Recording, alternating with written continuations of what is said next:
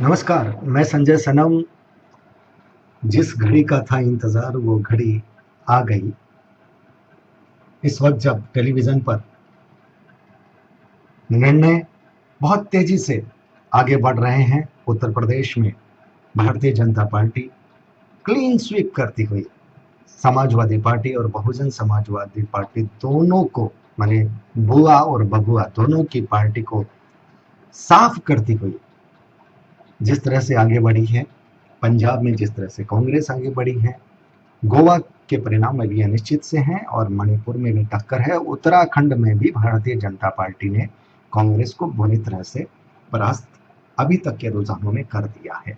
मैं सबसे पहले लोकतंत्र के इस महान पर्व पर जनता के द्वारा किए गए मतदान और उनके निर्णय का सम्मान करता हूं। सबसे पहले मैं पांचों राज्य की जनता को तहे दिल से बधाई देता हूं। दूसरी बात, जिन जिन पार्टियों ने, जिन जिन में तो मतलब ही नहीं है, कांग्रेस और भारतीय जनता पार्टी दो ही नाम है। कांग्रेस एक जगह पे है, भारतीय जनता पार्टी करीब करीब 3 से 4 जगह पे है। गोवा में अभी टक्कर चल रही है, पता नहीं चल पा रहा है। पंजाब के लिए कांग्रेस को बधाई देता हूं और उत्तर प्रदेश के लिए भारतीय जनता पार्टी के समस्त कार्यकर्ता, विशेषकर भारतीय जनता पार्टी की जीत का सेहरा प्रधानमंत्री श्रीमान नरेंद्र भाई मोदी, भारतीय जनता पार्टी के राष्ट्रीय अध्यक्ष श्रीमान अमित शाह और उत्तर प्रदेश के अध्यक्ष केशव प्रसाद मौर्य और उनके साथ जितने भी लोग लगे थे, अपना दल की अनुप्रिया पटेल, क्योंकि ये भारतीय जनता पार्टी का सहयोगी दल है, सारे कार्यकर्ता, सारे प्रत्याशी, सबको बधाई देता हूं। दोस्तों, हार जीत सियासत में चलती रहती है। चुनाव हारना जीतना ये कोई बहुत बड़ी बात नहीं है। कई बार आप बहुत सही करते हुए भी अपने सही कार्य को भी जनता तक सही रूप से नहीं ले जा पाते, या आपके कुछ साथी अगर ऐसा कोई गलत काम कर देते हैं जिसका ठीक रहा, जिसके विरोध का परिणाम आपको भुगतना पड़ता है, आप तब भी हार जाते हो। हार जीत चुनाव की बड़ी नहीं है, हालांकि सत्ता के लिए बड़ी है। सत्ता में वो ही जाता है जो चुनाव जीतता है।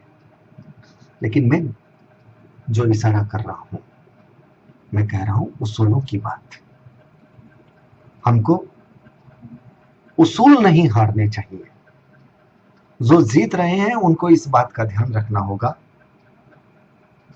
कि जनता ने जो अपना सम्मान उनके लिए व्यक्त किया है, जो अपना अधिकार, जो अपनी शक्ति उनके हाथों में सौंपी है,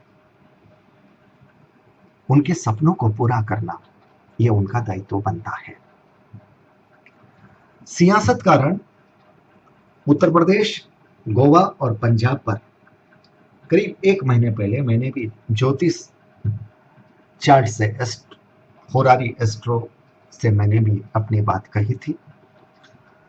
उत्तर प्रदेश और पंजाब में मेरी भविष्यवाणी बहुत सटीक बैठी, मुझे खुशी है। कुछ लोगों की टिप्पणियां थी कि मैं जनता के दिमाग को मैं बदल रहा हूं। यूट्यूब में बहुत लोगों के कमेंट्स भी आए थे। ज्योतिष के जो सूत्र दिखे वो मैंने कहे। गोवा का आंकलन मुझे लग रहा है वो परफेक्ट नहीं गया है, उसका मुझे पुनर्मूल्यांकन करना होगा। उत्तर प्रदेश में भारतीय जनता पार्टी की सरकार को मैंने बहुत कंफर्ट जोन से भविष्यवाणी की थी, लेकिन इतनी बड़ी विजय ये मैं नहीं आंक पाया था। मैं आभार ज्ञापित करता हूं मेरे यूट्यूब के व्यूअर्स का, जिन्होंने करीब 15,000, 14,000, 15,000 तक उन्होंने उसमें उन लोगों ने सुना, बहुत जबरदस्त उन्होंने पसंद किया। कुछ लोगों ने अपने कमेंट आलोचना में भी दिए, मैं सबका सम्मान करता हूं। अब प्रश्न ये है कि इस चुनाव का परिणाम देश की राजनीति पर क्या पड़ेगा। जैसा कि हम पहले से कहते आए हैं कि उत्तर प्रदेश के चुनावों का परिणाम राष्ट्रीय राजनीति में बहुत जबरदस्त पड़ेगा। और जिस तरह से नोटबंदी का विपक्ष ने मुद्दा बनाया, इसका मतलब उन्होंने अपने पैरों पे कुल्हाड़ी मारी। जो बहुमत जिस तरह से प्रधानमंत्री जी के इस निर्णय को मिला है, वो बहुमत उस समाज का है, उन लोगों का है जो गरीब और गरीबी से रेखा के नीचे का जीवन बसर कर रहे हैं। इस चुनाव की सबसे बड़ी विशेषता यह रही कि इस चुनाव ने मजहब, जाति, संप्रदाय की दीवारों को तोड़ा। और यह सबसे सकारात्मक पक्ष है इस देश के लोकतंत्र के लिए। बसपा की मायावती जी ने करीब 100 टिकटें मुसलमानों को दी थी, और मैं देख रहा था कि करीब 109 सीटें वो थी जहां पर मुस्लिम वोटों का बाहुल्य था, और वहां पर 70 के आसपास, बल्कि 70 से भी अधिक जगह पर अगर भारतीय जनता पार्टी जीती है, तो इसका मतलब यह है कि इस देश का मुसलमान अब वोट बैंक बनकर के अपने वोट का उपयोग नहीं करता। इस देश का मुसलमान अब विकास की बात करने वालों के साथ चलेगा, और जिस दिन विकास के नाम पर अगर वो कोई गलत काम करेंगे तो उनको भी सबक सिखाया जाएगा। टीवी में जब डिबेट चल रही थी तो कुछ लोग कह रहे थे कि वोटों का पोलराइजेशन हो गया, मुस्लिम वोट एक तरफ, तब हिंदू वोट एक तरफ हो गए।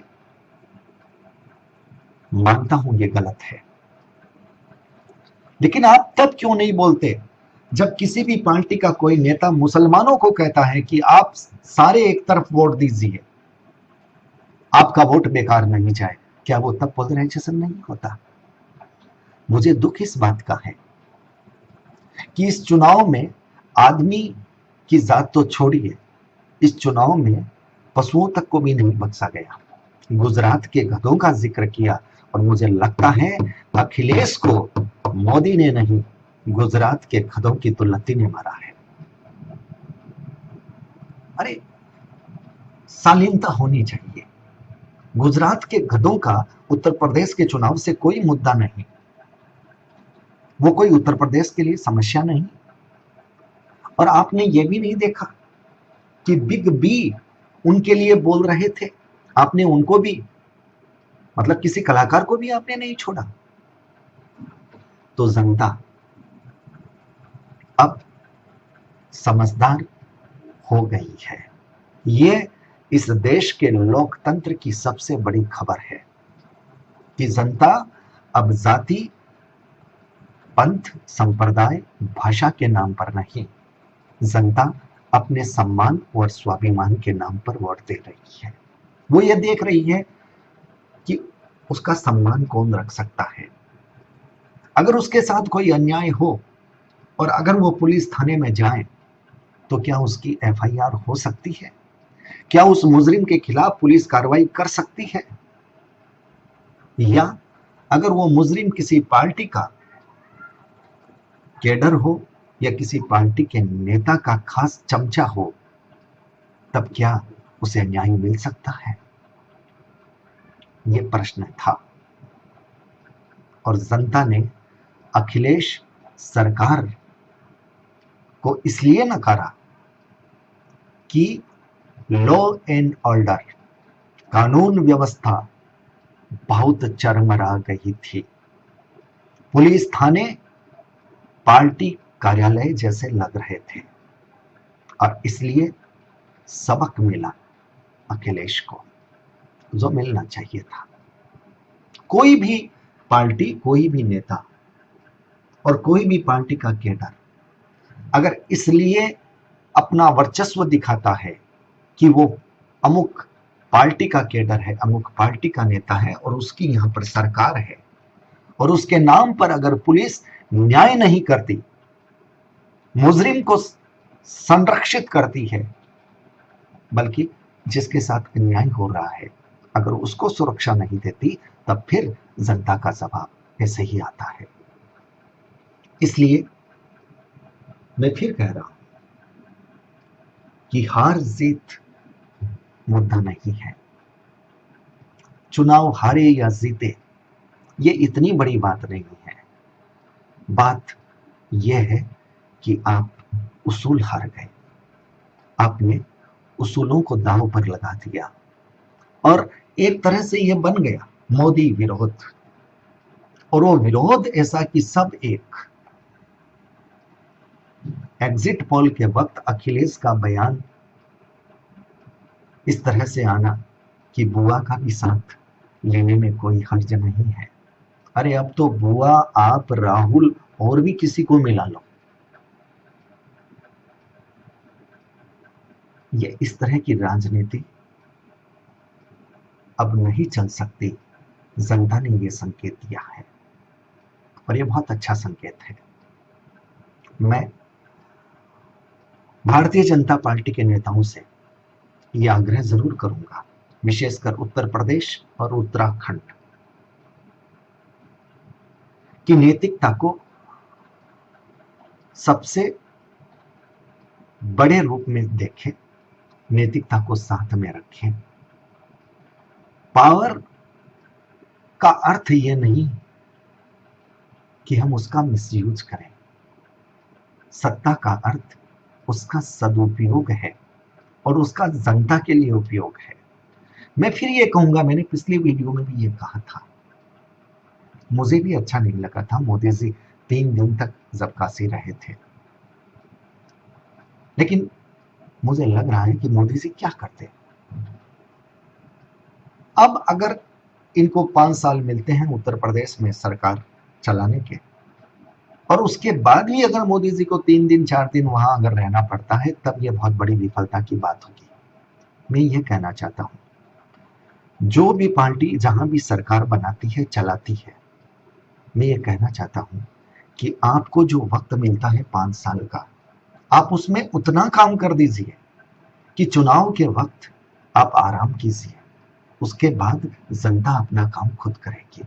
लेकिन होता क्या है कि चुनाव के जो 5 साल होते हैं उसमें 3.5 4 बल्कि 4.5 साल तक आप खूंटी तानकर सोए रहते हैं, और जब चुनाव की आहट आती है उस वक्त आप फटाफट कुछ परियोजनाओं का शिलान्यास करते हैं, कुछ फंडिंग करते हैं, कुछ लोगों के दरवाजों पर जाते हैं, और चुनाव के वक्त आप इतनी रैलियां करते हैं, इतने रोड शो करते हैं, उस वक्त आप पूरी ताकत खपा देते हैं।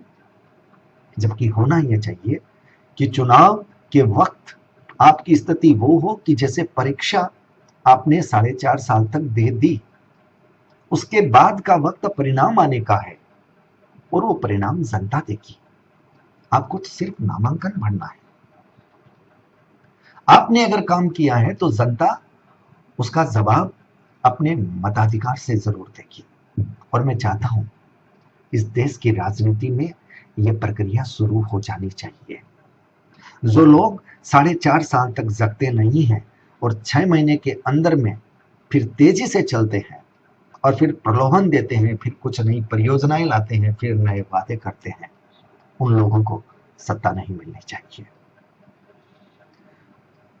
तो ये जो बात है, समस्त राजनीतिक दलों को सोचना होगा। और सिर्फ विरोध के लिए विरोध नहीं, मैं देखता हूं सोशल साइट्स में, फेसबुक्स में, कल परसों से जिस तरह से कमेंट आ रहे थे, मोदी मोदी भक्त, अब अब चेहरा दिखाने लायक नहीं है। अरे इतना भी तंज मत कसिए कि फिर आपका तंज उलट कर आप पर ही आ जाए। विरोध किया जा सकता है, मुद्दों पे किया जा सकता है, गलती पे किया जा सकता है, लेकिन ये शालीनता होनी चाहिए। अगर आपका प्रतिस्पर्धी बाजी मार रहा है, वो अगर आगे बढ़ रहा है, तो उसको स्वीकार करने का हौसला भी रखिए, उसको बधाई देने की शराफत भी रखिए, स्वीकार कीजिए। मुझे हैरत है आप पार्टी से, कुमार विश्वास जिस तरह से सुबह बोल रहे थे कि अब गुजरात की बारी है। कुमार विश्वास जी, कविता के मंचों का संचालन जुमलों से भी किया जा सकता है, पर सरकार का संचालन और पुनः जीतना, जनता के दिलों में बैठना, यह तब होता है जब जनता के सपनों को आप पूरा करते हैं या उन सपनों को पूरा करने का आप जनता में विश्वास जगाते हैं। अरे आपकी पार्टी से दिल्ली तो संभल ही नहीं रही।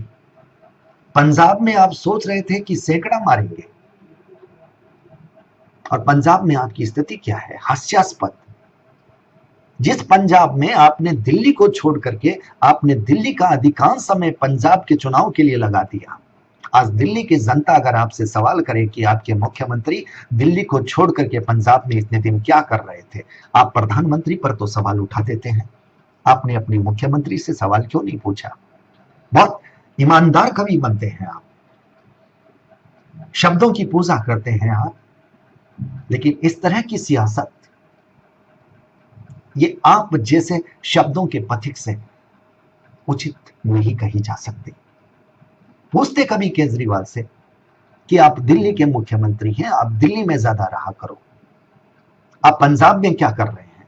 और फिर कर भी क्या लिया? अरे मोदी ने कम से कम 3 दिन 4 दिन रह करके उत्तर प्रदेश के चुनाव परिणामों में चमत्कार तो कर दिया, एक ऐसा रिकॉर्ड तो बना दिया।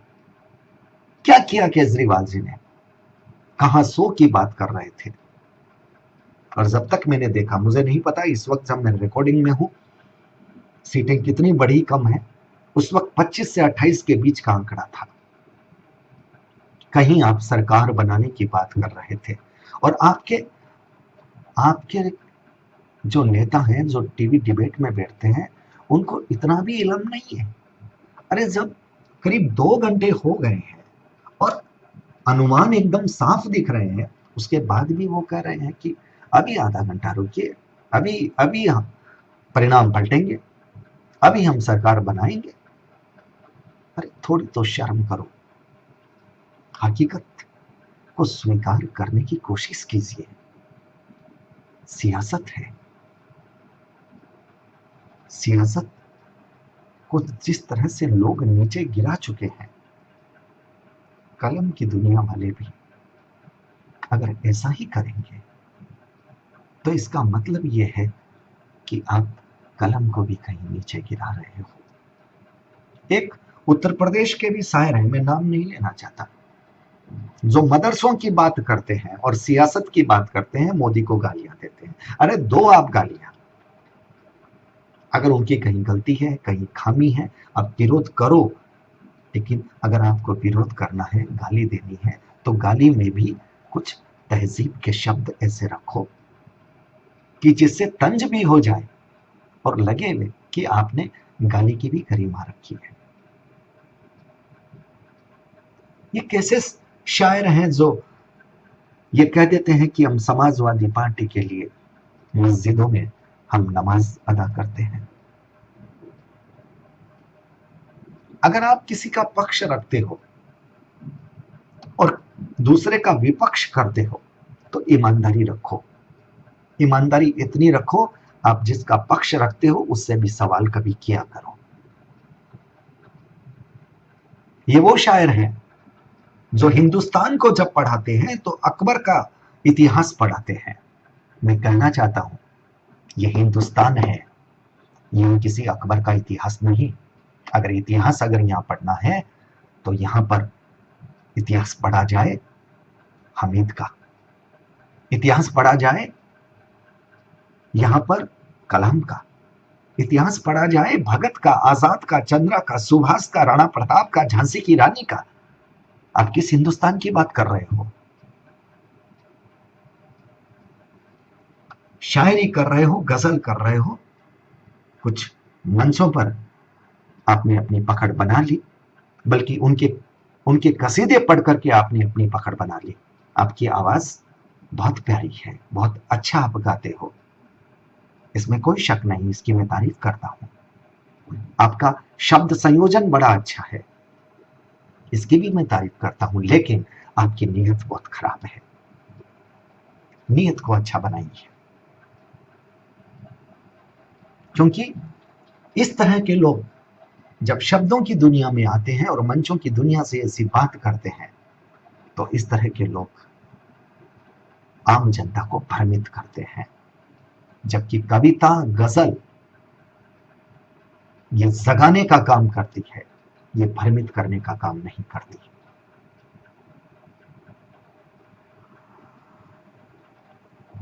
मेरा कोई शब्द अगर किसी के दिलो दिमाग पे लग गया हो तो माफी चाहूंगा। किसी के दिल को दुखाना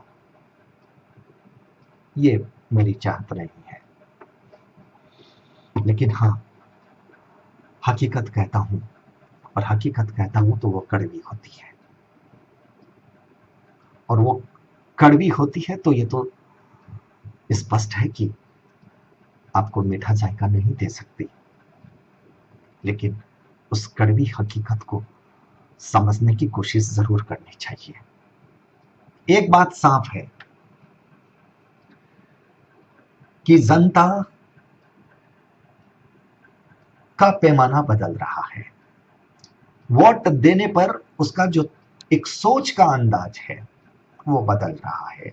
और ये मैं ये समझता हूं कि देश के लिए सबसे अच्छी खबर यह है कि इस देश की जनता जात पात धर्म संप्रदाय से ऊपर उठ करके अपने क्षेत्र के विकास के लिए मतदान करने जा रही है।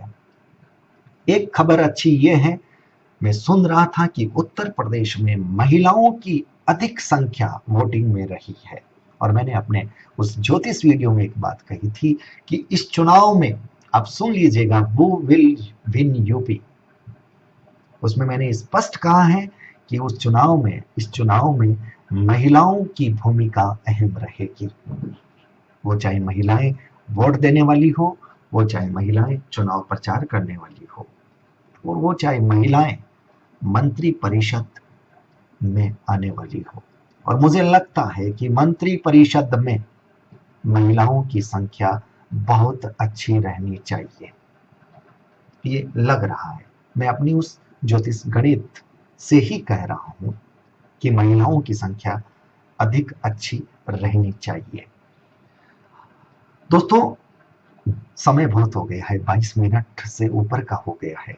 मैं नेक्स्ट वीडियो लाऊंगा, उसमें कुछ होली की हास्य व्यंग्य कहूंगा, बताऊंगा कि हारे कैसे, अखिलेश क्यों हारे, बताऊंगा कि किस तरह से अखिलेश और मुलायम के बीच संवाद हुआ।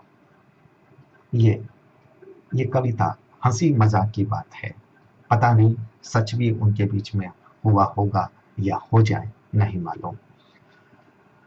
उसके अगले वीडियो में बताऊंगा कि इस चुनाव का प्रभाव बंगाल की सियासत पर क्या पड़ेगा। उसके लिए आज मुझे वक्त दीजिए, आज रात कल कुछ नए प्रसंग लेकर के आऊंगा, लेकिन एक निवेदन करना चाहता हूं। हार जीत किसी की नहीं है, हम सब एक हैं। वो चाहे कांग्रेस के हो, चाहे वो समाजवादी हो, चाहे वो बहुजन हो। ये चुनाव तक छोड़ दीजिए, हो गया, किसकी सरकार बनी बन गई, बन जाएगी। हमारे पास मुद्दा यह है कि हमें नैतिकता से और सद्भावना के साथ सबको एक साथ एकजुट रखते हुए इस देश का विकास करना है। और देश का जो कमजोर पक्ष है, जो गरीब हैं, जो दलित हैं, और जो स्वर्ण में भी जो आर्थिक रूप से कमजोर हैं, कहने को वो ऊंची जाति में है, लेकिन वो आर्थिक रूप से कमजोर हैं, उनके हितों की भी रक्षा करनी है। हमें देखना है कि न्याय व्यवस्था तंदुरुस्त रहे, हमें देखना है कानून व्यवस्था मजबूत रहे, हमें देखना है कि महिलाओं के साथ किसी भी तरह का अपराध न हो। उत्तर प्रदेश में आ रही भारतीय जनता पार्टी की सरकार से मैं विशेष रूप से कहना चाहूंगा कि कानून व्यवस्था को इतनी मजबूत करें कि एक भी खबर ऐसी सुनाई नहीं दे कि महिलाओं के साथ किसी भी तरह का अत्याचार अपराधी वर्ग से, अराजक वर्ग से हुआ है। सांप्रदायिक सद्भाव बने, हिंदू मुस्लिम के रूप से हम बंट करके एक दूसरे को न देखें। हम हिंदुस्तान के हैं, हिंदुस्तान हमारा है, और हिंदुस्तान का हर व्यक्ति हमारा है। वो चाहे आप पार्टी वाले हो, चाहे भाजपा वाले हो, चाहे कांग्रेस वाले हो, हैं हम सब एक। देश के मुद्दे पर हम सब एक हैं। विचारधाराएं अलग हो सकती है, लेकिन होली साथ में मिलकर के मनाएं। होली पर मोहब्बत का रंग लगाएं। हार जीत को भूल जाएं। कुछ चीजें जो गलत हुई है वो न दोहराई जाए, और जो अच्छी हो रही है उसकी पुनरावृत्ति बार बार होती रहे। मैं यही कामनाएं आप सबको समर्पित करता हूं, और ये विश्वास करता हूं कि जो कलम के पथिक हैं वो सियासत में एक नया आदर्श रखें, जुमलेबाजी से बचें और ऐसी कोई बात न कहें जिससे कलम की गरिमा का मान घटे। मैं उन तमाम बड़े लोगों से ये निवेदन करना चाहता हूं कि सियासत करें, मुद्दों की करें, उसूलों की न करें। उसूलों को गिरवी रख करके, छोड़ करके सियासत न करें। एक बार फिर उत्तर प्रदेश, उत्तराखंड, गोवा, पंजाब, मणिपुर की जनता जनार्दन को हार्दिक बधाई। जो जीते हैं उनको हार्दिक बधाई, जो हारे हैं उन्हें ये कहूंगा कि मूल्यांकन करें, चूक कहाँ हुई है। जो चढ़ता है वही गिरता है, कोई बड़ी बात नहीं। हम सब होली को प्यार से, विश्वास से, उत्साह के साथ मनाएं, तहजीब के साथ मनाएं। हिंदू, मुस्लिम, सिख, ईसाई, जैन, बौद्ध सब मिलकर आए इसी विश्वास के साथ। बहुत बहुत आभार, नमस्कार। मिलता हूँ अगले वीडियो में नए विषय के साथ। और अब तो विषय राजनीति का रहेगा, राजनीति पर चर्चा करेंगे, अलग अलग विषय पर, और कुछ हास्य व्यंग्य की बात भी, चूंकि होली है, आपसे करूंगा। आप लोग मुझे बहुत प्यार से सुनते हैं और मेरे इतने लंबे वीडियो को भी आप लोग सुनते हैं, ये मुझे आपसे जानकारी मिलती है। मैं तहे दिल से आपका शुक्रिया अदा करता हूँ। ये प्यार बनाए रखिएगा, और कहीं किसी शब्द से कोई दिल आहत हो तो माफी मांगता हूँ। मेरे शब्दों को, जिनसे आप अगर आहत हुए हो, उन्हें दिल से हटा दीजिएगा। जिनसे मोहब्बत जुड़ी हो उन शब्दों को दिल में बिठा लीजिएगा। बहुत बहुत प्यार, आभार, बहुत बहुत शुभकामनाएं होली की। मिलते हैं आज रात को फिर। नमस्कार।